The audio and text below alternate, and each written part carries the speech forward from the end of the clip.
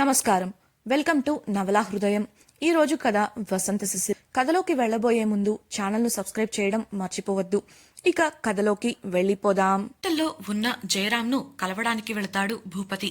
క్షేమ సమాచారాలన్నీ కనుక్కున్నాక తన మనుషులను బయటకు పంపించి తన అడ్డాలోకి వచ్చి జయరాంను తీసుకెళ్లేంత ధైర్యం ఎవరికి ఉంది అని గట్టిగా అడిగాడు. ఎంతకీ సమాధానం చెప్పకపోవడంతో జయరాం కాలర్ పట్టుకొని గట్టిగా నిలదీశాడు భూపతి. ఇలా జరిగిందని బయటకు పొకితే నా ఇజ్జత్ పోతుంది, ఇక దీన్ని ఇక్కడితో నేను వదలను అని గట్టిగా అరిచి చెప్పాడు. దాంతో భూపతి నైజం తెలిసిన జయరాం రుద్రవాళ్లకు చెప్పిన విషయాన్ని భూపతికి వివరించాడు. ఆ తర్వాత అసలు ఏం జరుగుతుందో తెలియట్లేదన్నా, అటాక్ చేయించాలనుకున్న వారు ఎవరో తెలీదు, అక్కడ జరిగింది చూశాక మనం అటాక్ చేసిన వాడు మామూలు వాడు కాదనిపిస్తోంది అని అన్నాడు. ఆ మాటలు నచ్చని భూపతి, ఓ 20 మందిని కొట్టినంత మాత్రాన అంత పోటుగాడని ఎలా చెప్తావు అని అన్నాడు విసుగ్గా. కొట్టినంత మాత్రాన కాదన్నా, చడీ చప్పుడు లేకుండా నీ అడ్డాలో ఉన్న నన్ను కిడ్నాప్ చేశారంటే ఖచ్చితంగా వాడి వెనుక ఇంకెవరో పెద్దవాళ్లే ఉన్నారనిపిస్తోంది. లేదంటే కంటైనర్తో సహా చిన్న శబ్దం కూడా రాకుండా నన్నెలా తీసుకెళ్లగలరు అని వివరించాడు జయరాం.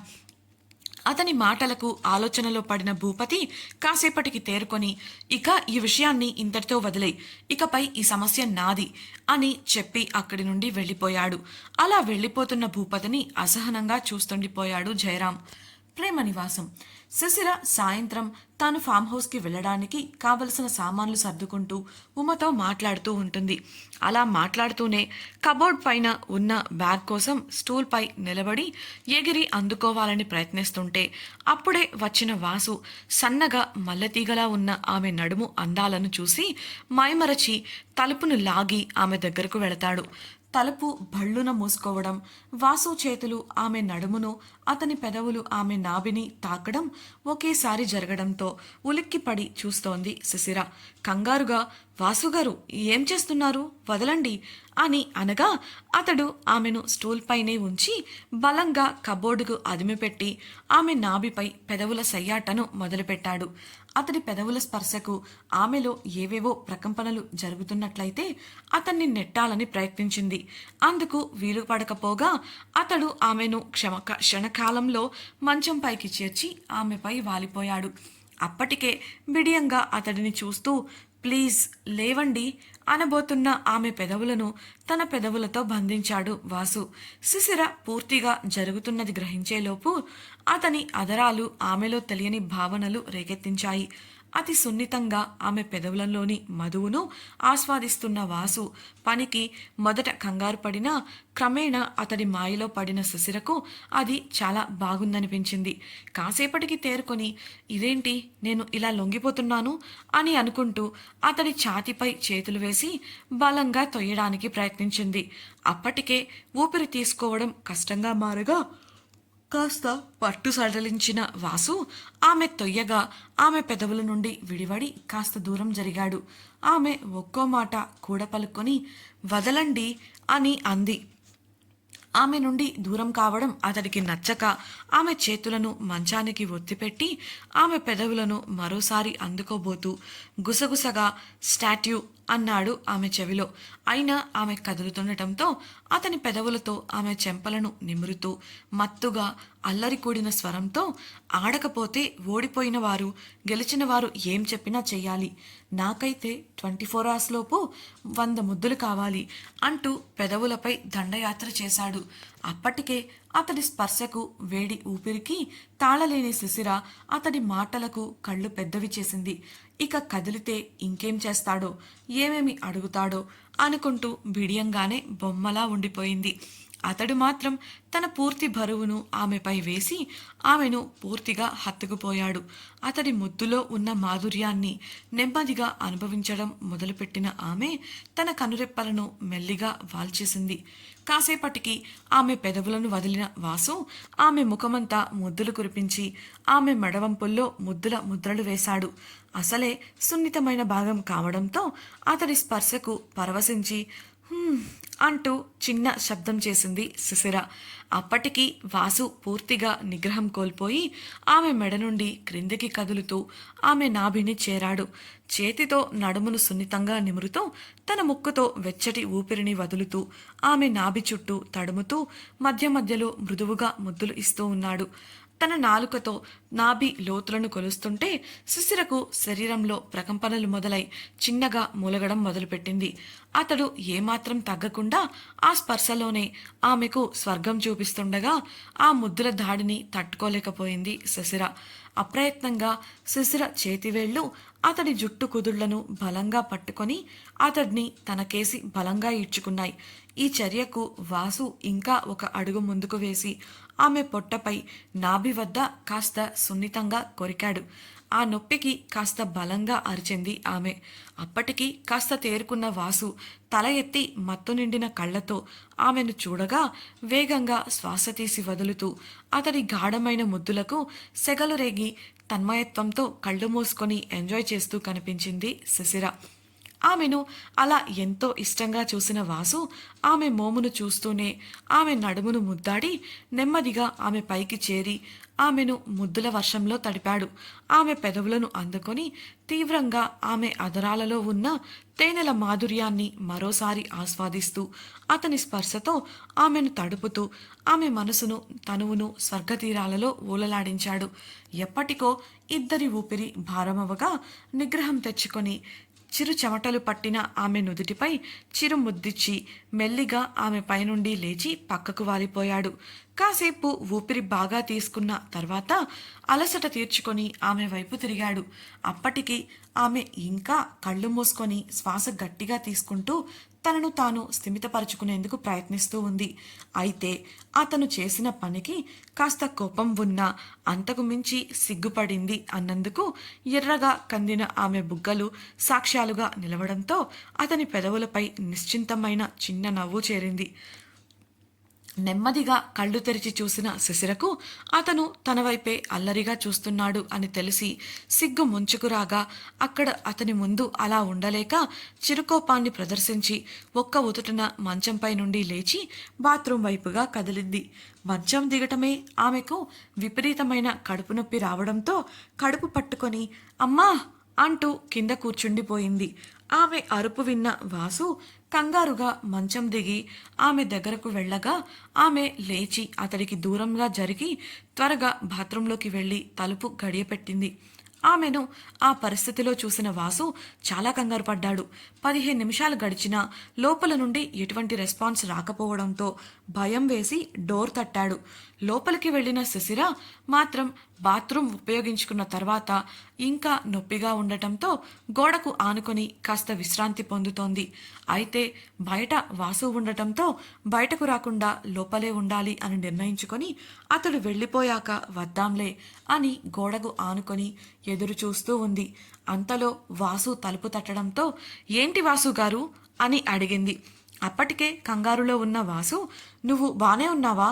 ఐఎమ్ సారీ రా, ఇదంతా నా వల్లే, నేను ఇలా చేయకుండా ఉండాల్సింది, ఐఎమ్ ఎక్స్ట్రీమ్లీ సారీ అని బాధగా చెప్పి డాక్టర్కి కాల్ చేశాను, ఆన్ ది వే, కొంచెం సేపు ఓర్చుకో ప్లీజ్ అన్నాడు.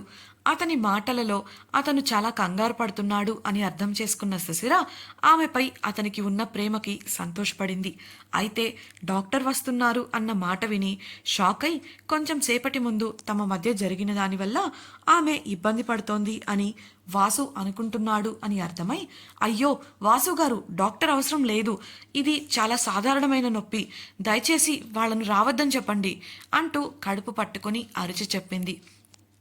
అది విన్న వాసు అయోమయంగా సాధారణమైన నొప్ప, అలా అయినా నొప్పి ఉన్నప్పుడు డాక్టర్ చెక్ చేస్తే తప్పేంటి, అసలు నీకేమైంది, ముందు నువ్వు బయటకు రా ప్లీజ్ అన్నాడు ఆర్ద్రత నిండిన స్వరంతో. అతని మాటలకు సతమతమై ఆలోచనలో పడింది శిశిర. ఎంతసేపటికి సమాధానం రాకపోవడంతో మళ్ళీ తలుపు తట్టిన వాసు తలుపు తీసిసిరా ప్లీజ్, నేను నిన్ను చూడాలి అని భయంగా అన్నాడు. అప్పటికే ఆమెకు ఏమైందో అన్న ఆలోచనతో అతని కళ్ళల్లో నీళ్లు చేరాయి. కాసేపటికి ఏదో ఆలోచన తట్టిన శిశిర, అదేం లేదు వాసుగారు, నాకు ఒక చిన్న సహాయం చేయగలరా అని అడిగింది తలుపు తీయకుండానే. ఏంటని అడిగిన అతనికి, నాకు కాలేజ్ బ్యాగ్లో ఒక చిన్న కవర్ ఉంది, అది ఇస్తారా ప్లీజ్ అని అడిగింది. అది విన్న వాసు వెంటనే ఆమె కాలేజ్ బ్యాగ్ కోసం చుట్టూ వెతకగా ఆమె మంచం పక్కన కాస్త దూరంలో కింద ఉండటం చూసి దాన్ని తీసుకొని కవర్ బయటకు తీశాడు. దాన్ని తెరిచి చూసిన అతడు కాస్త కూలవుతూ తనని తానే తలపై కొట్టుకొని సన్నగా నవ్వుతూ నెమ్మదిగా ఆ కవర్తో పాటు కబోర్డ్ నుండి ఒక జత బట్టలు తీసి బాత్రూమ్ తలుపు తట్టి శిశిర చేతికి అందించాడు. అవి తీసుకున్న శిశిర వెంటనే తలుపు వేసేయగా వాసు మళ్ళీ తలుపు తట్టి, డాక్టర్ని రావద్దని చెప్తాను, నువ్వు ఫ్రెష్ అయి వచ్చి కాస్త విశ్రాంతి తీసుకో, నేను నీకోసం తినడానికి ఏమైనా తీసుకొస్తాను అని చెప్పి ఆమె బదులు వినకుండా అక్కడి నుంచి వెళ్ళిపోయాడు. అసలు ఏం జరిగిందంటే శిశిరకు నెలసరి రావడంతో ఆమె అతన్ని దగ్గరకు రానివ్వకుండా బాత్రూంలోకి వెళ్ళిపోయింది. అది తెలియని వాసు మొదట భయపడ్డాడు. తర్వాత తెలిసి ఆమెను విశ్రాంతి తీసుకోమని చెప్పి వెళ్ళిపోయాడు. Farm house. ఫోన్ మాట్లాడి కాలేజీకి వెళ్ళడానికి సిద్ధమై బయటకు వచ్చింది ఉమ. అప్పటికే అక్కడ డైనింగ్ టేబుల్ దగ్గర కూర్చొని టిఫిన్ చేస్తున్న మధు, రావుమా ఇలా కూర్చో అంటూ కుర్చీ చూపగా అనుమానంగానే వెళ్ళి కూర్చుంది ఉమ. ఉమకు పళ్ళెంలో టిఫిన్ వడ్డించిన మధు మంచినీళ్లు ఆమె కోసం గ్లాస్లో పోస్తుంటే, ఏంటి మ్యాటర్ అని ప్రశ్నించింది ఉమ. ఆ మాటకు షాక్ అయిన మధు తడబడుతూ, మ్యాటర్ ఏముంది ఉమా, నువ్వు కూడా మాతో పాటు తినేసి కాలేజీకి వస్తావని చేశాను అంది. మౌనంగా ఉమ తింటుంటే నువ్వు అడుగు అన్నట్లు వీణకు కళ్ళతోనే సైగ చేసింది మధు. వీణ కాస్త ధైర్యం చేసి, అవును ఉమా, శిశిర ఎప్పుడొస్తుంది, ఎగ్జామ్స్ దగ్గర పడుతున్నాయి కదా అని సున్నితంగా అడిగింది. ఆమెను చూస్తూ ఉమా, ఇప్పుడు శిశిరతో మీకేంటి పని, తనకు నచ్చినప్పుడు వస్తుంది అని బదులిచ్చింది. అందుకు వీణ, అంటే ఎగ్జామ్స్ దగ్గర పడుతున్నాయి కదా, తనైతే ప్రిపరేషన్కి సాయం చేస్తుందని అంటూ నసిగింది. దాంతో ఉమా, ఇవాళ సాయంత్రానికి వస్తానంది, అయినా ముందు నుంచే డ్రామాలు చూడకుండా ఉండి ఉంటే ఈ తిప్పలు రావుగా అని విసుక్కొని తినడంలో మునిగిపోయింది ఉమ. ఆ మాటకు మధు వీణలు సిగ్గుతో ఒకరి ముఖాలొకరు చూసుకున్నారు. కాలేజ్లో గ్రౌండ్లో స్టూడెంట్స్ అంతా కోచ్ ఆధ్వర్యంలో గేమ్ ఆడుతూ ఉన్నారు. విహాన్ ప్రతి గోల్ని మిస్ అవుతున్నాడు. అతడు చాలా నీరసంగా కనిపిస్తున్నాడు మరియు అతని కళ్ళ కింద డార్క్ సర్కిల్స్ బాగా కనిపిస్తున్నాయి. పదే పదే అతడు గోల్స్ మిస్ చేస్తుంటే కోచ్ అతడిని పిలిచి, నీకు ఇవాళ ఏమైంది విహాన్, ఎందుకిలా ఉన్నావు అని ప్రశ్నించాడు. విహాన్ ఏదో బదులిచ్చేలోపు కోచ్, వెళ్ళి బాగా విశ్రాంతి తీసుకో, నీ ముఖం చూస్తేనే తెలుస్తోంది నీకు నిద్ర లేదని, మీ రూమ్కి వెళ్ళు అని చెప్పగా నీరసంగా పక్కనే ఉన్న బెంచ్ దగ్గరకు వెళ్ళి నీళ్ల బాటిల్ అందుకొని కూర్చొని తాగుతూ ఆట చూస్తున్నాడు విహాన్. అంతలో అతడి స్నేహితుడొకడు అక్కడికి వచ్చి, నీకేమైంది బ్రో, టూ డేస్గా చూస్తున్నాను, చాలా వింతగా ప్రవర్తిస్తున్నావు అని అడిగాడు. అందుకు విహాన్, ఏం లేదు అని చిరాకుగా బదులిచ్చి తల పక్కకు తిప్పగా మోకాళ్ల వరకు మాత్రమే ఉన్న దుస్తులు ధరించి పక్కన ఉన్న చెంచాలను వేసుకొని తన వైపే వస్తూ కనిపించింది ఉష. దేవుడా అంటూ నీరసంగా నిట్టూర్చి నేల చూపులు చూశాడు విహాన్. వాళ్ల దగ్గరకు వచ్చిన ఉష, హాయ్ విహాన్, ఇవాళ నీకు ఏమైనా ప్లాన్స్ ఉన్నాయా అని అడగగా, నాకు ప్రాక్టీస్ ఉంది అని పొడిపొడిగా సమాధానం ఇచ్చాడు అతడు. పక్కనే ఉన్న విహాన్ ఫ్రెండ్, అదేంట్రా, కోచ్ ఇప్పుడేగా వెళ్ళి విశ్రాంతి తీసుకోమన్నారు అంటూ అయోమయంగా అడగగా కోపం నిండిన కళ్ళతో చురుగ్గా ఒక చూపు చూశాడు విహాన్. దాంతో ఆ స్నేహితుడు మౌనంగా కూర్చోగా ఉష అతడి దగ్గరకు జరిగి, కమాన్ విహాన్, ఎలా అయినా మనం ఆ శిశిరను ఈ పరీక్షలు రాయనివ్వకూడదు, అది మనల్ని కొట్టింది, దాన్ని అంత సులభంగా ఎలా వదిలేద్దాం అంటూ చొరవ తీసుకొని అతడి చేతిని తాకబోగా తన చేతిని వెనక్కు తీసుకొని లేచి నిలబడ్డాడు విహాన్. నేను రూమ్కి వెళ్తున్నాను, నాకు ఈవినింగ్ ప్రాక్టీస్ ఉంది అని తన స్నేహితుడికి చెప్పి ఉష వంక చూడకుండా వెళ్ళిపోయాడు.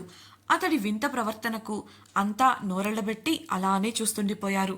నిజానికి ఉషను తన కజిన్ తీసుకెళ్లాక విహాన్ ఆమెను మర్చిపోలేకపోతున్నాడు. పదే పదే ఆమె కళ్ళ ముందు మెదిలి రాత్రుళ్ళు ప్రశాంతంగా నిద్ర కూడా పోనివ్వడం లేదు.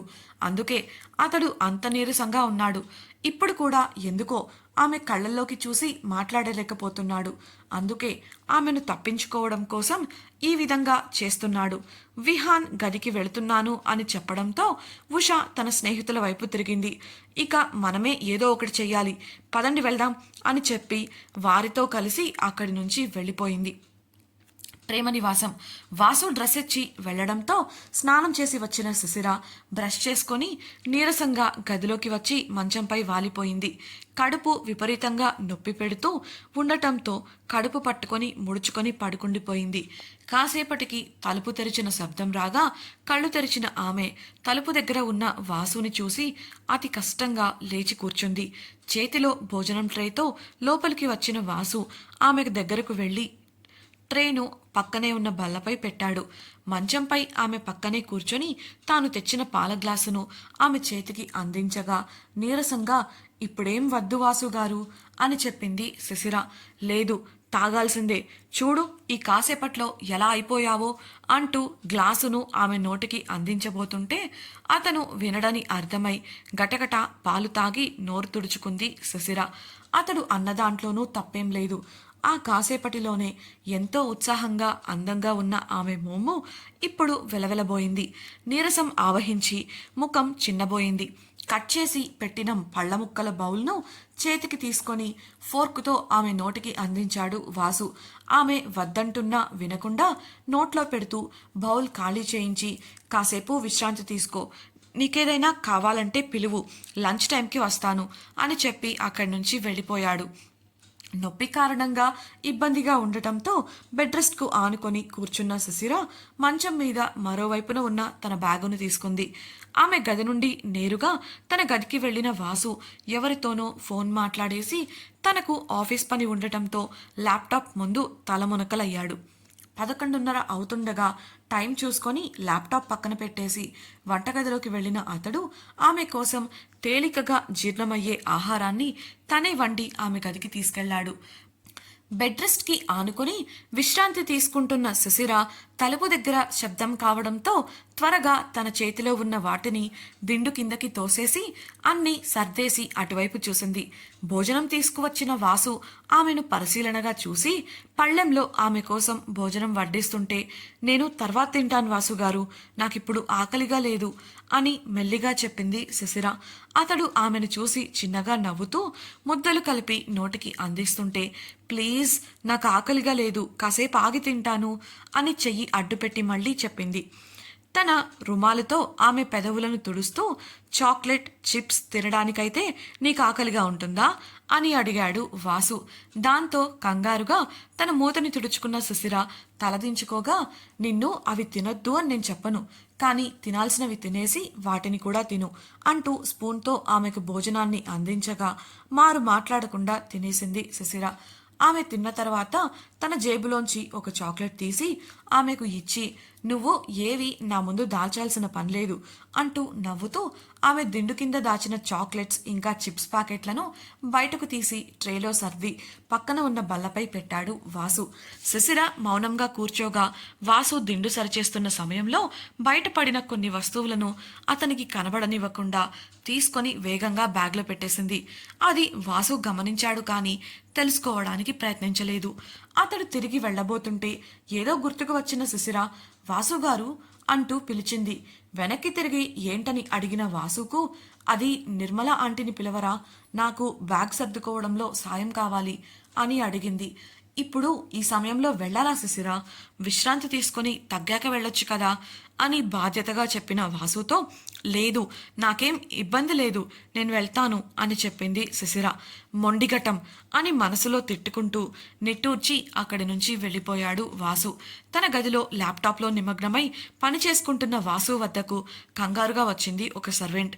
ఏమైంది అని అడిగిన వాసుకు ఆమె చెప్పింది విని కంగారుగా అక్కడి నుంచి లేచి వెళ్ళాడు. Farm house. కాలేజ్ ముగించుకొని శిశిరతో ఫోన్ మాట్లాడుతూ ఫామ్ హౌస్ చేరిన ఉమ తన గది తలుపులు తెరవగానే ఎదురుగా కనబడిన దృశ్యానికి మొదట షాక్ అయింది. ఆ తర్వాత కంగారుతో ఆమెకు చేతులు కాళ్ళు ఆడలేదు. మరుక్షణమే కోపంతో వడివడిగా అడుగులు వేసింది. ఇంతకీ ఉమ చూసిన దృశ్యమేంటి? ఆమెకు అంతలా కోపం రావడానికి కారణమేంటి? వారు ఏదైనా సమస్యల్లో ఇరుక్కోపోతున్నారా? వాసు కంగారు పడేలా సర్వెంట్ ఏం చెప్పింది? వాసు ఎక్కడికెళ్ళాడు? శిశిర విషయమై ఉషా ఎలాంటి ప్లాన్ వేయబోతోంది తెలుసుకోవాలనుకుంటున్నారా? అయితే తప్పకుండా ఛానల్ను సబ్స్క్రైబ్ చేసి వసంత శిశిరం రాబోయే ఎపిసోడ్స్ని వినేయండి. మీకు ఈ వీడియో కనుక నచ్చినట్లయితే లైక్ చేసి మీ అభిప్రాయాలను మాతో పంచుకోవడం కోసం కమెంట్ సెక్షన్లో తెలియజేయగలరు. ఇట్లు మీ నవలా హృదయం team. Thank you for listening.